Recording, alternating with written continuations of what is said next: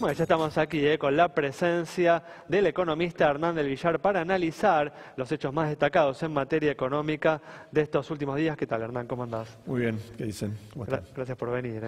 Muchas gracias a ustedes. Bueno, hablamos en el primer bloque de que en los primeros días de esta semana el dólar continuó con su tendencia bajista, se ubicó en su nivel más bajo desde el 5 de febrero, por debajo de los 14 pesos con 50, después se recuperó hoy y cerró en torno a los 14 pesos con 60. ¿Estás de acuerdo, Hernán, con la política que viene llevando adelante el Banco Central de tasas de interés elevadas con el propósito, ¿no?, de bajar la inflación, pero que al mismo tiempo están incentivando, ¿no?, la apreciación del peso o la baja del dólar porque estimula, ¿no?, la venta de dólares y la compra de pesos para invertir, ¿no?, en esas altas tasas de interés que ofrece nuestro mercado hoy en día? Yo creo que este equipo económico y el Banco Central, como parte de eso, tiene un objetivo prioritario que es la tasa de inflación, bajar la tasa de inflación.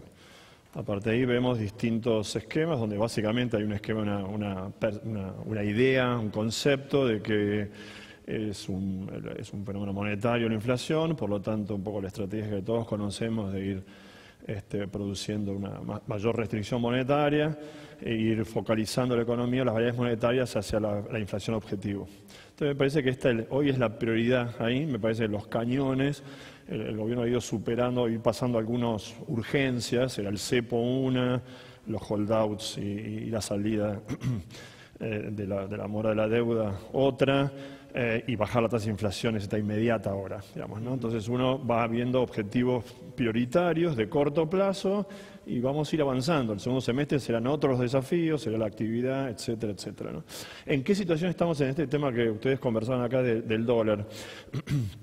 Tenemos tasas de interés altas, objetivo de bajar la tasa de inflación y un periodo que básicamente es abril-julio de una estacionalidad del mercado cambiario argentino de exceso de oferta de divisas. Claro, y esto es así hoy, fue el año pasado y fueron los últimos 10 años así. La venta de la cosecha. Eso es muy relevante. Uno toma los últimos 20 años, digamos, y han sobrado dólares en este periodo a más de 1.000 millones mensuales, digamos, esto es históricamente.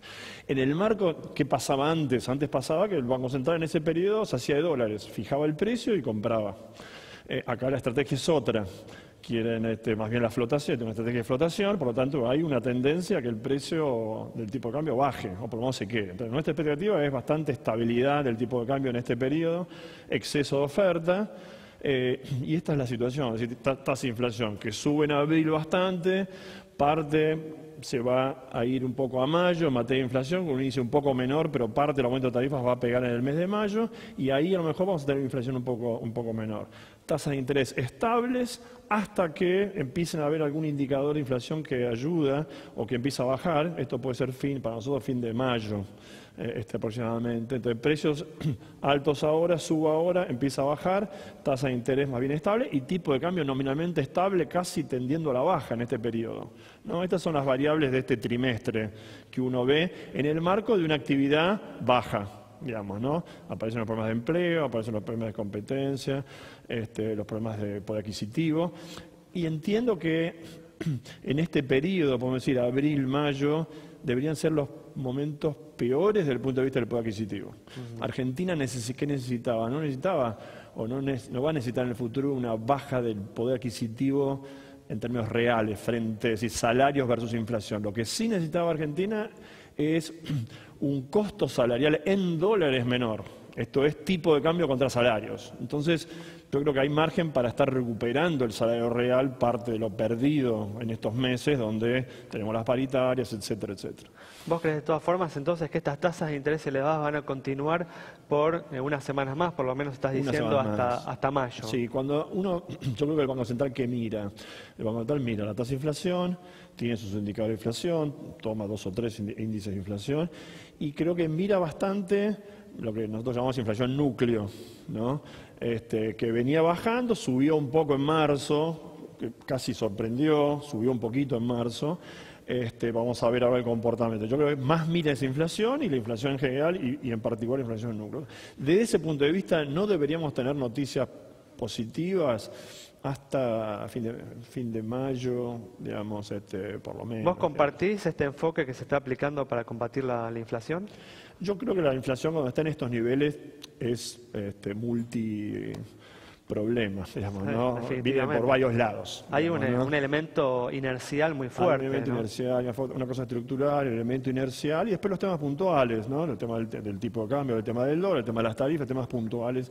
Entonces, yo creo que una buena explicación, una buena parte también está en lo monetario y por lo tanto creo que como base uno tiene que ir, estoy de acuerdo con esta estrategia, no va a ser la única, no va a ser el único elemento que ayude a bajar la tasa de inflación, pero creo que eso nos va a ayudar a estar bajando un poco de los niveles que está Argentina hoy, que se sale de todo parámetro.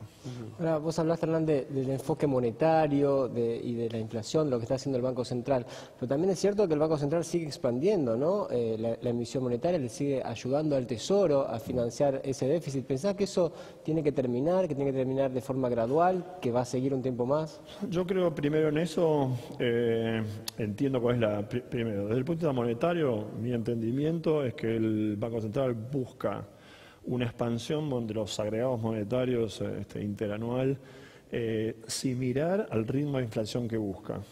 Entonces, si esta idea de la inflación del 25% que terminará siendo mayor, los agregados monetarios van a ir buscando esos valores. Para esos valores, entonces uno tiene distintos factores de creación monetaria. Entre ellos está lo fiscal. Lo fiscal no le pueden cortar el chorro inmediatamente al Tesoro. Va a requerir un tiempo. Entiendo que hay un acuerdo para el año 2016 que sean los mismos pesos nominales que le dio el Tesoro el año pasado al Banco Central y que son estos 160.000 millones de pesos de cual se habla, lo cual implicaría 160.000 millones, pero implicaría una baja en términos reales del 30%. En ese contexto, con un sector cambiario más o menos equilibrado, el Banco Central todavía, para llegar a ese 25%, necesita seguir esterilizando pesos.